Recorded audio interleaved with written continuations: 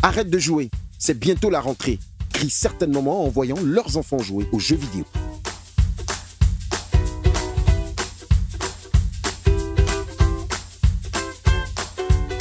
Ces petits obéissent, pour la plupart à contre-cœur, en traînant des pieds parce qu'ils aimeraient jouer encore et encore.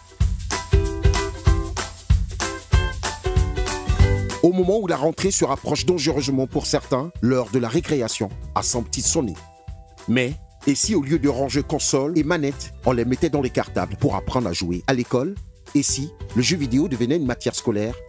Oui, c'est une bonne idée. C'est peu de dire que les matières que nous apprenons sont souvent les mêmes, sauf quand le choix des filiales s'opère. Certains pays ont décidé de changer la donne. C'est le cas de la Chine qui a fait des jeux vidéo une matière scolaire.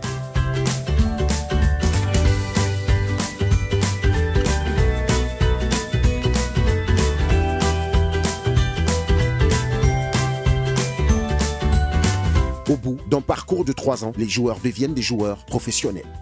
Mais ce changement soulève certaines questions, à commencer par la pratique même. Seul le travail paye, dit-on. Alors pour devenir un joueur professionnel, il faut jouer régulièrement, s'entraîner quotidiennement, lire fréquemment.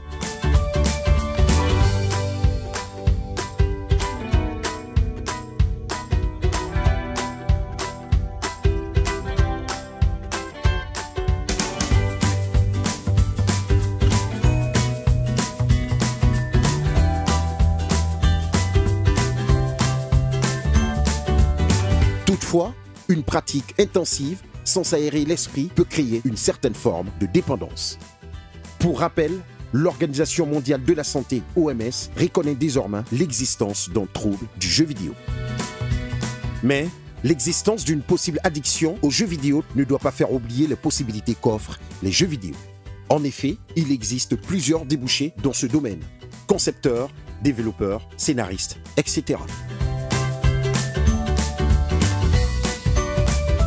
Les voies sont multiples et offrent par conséquent de nombreuses portes de sortie à ceux qui, par exemple, sont à la recherche d'un emploi.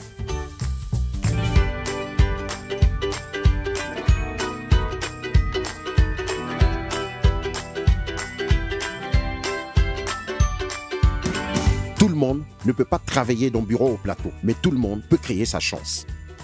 Pensez à cela lorsque vous attendrez. Arrête de jouer, c'est bientôt la rentrée scolaire.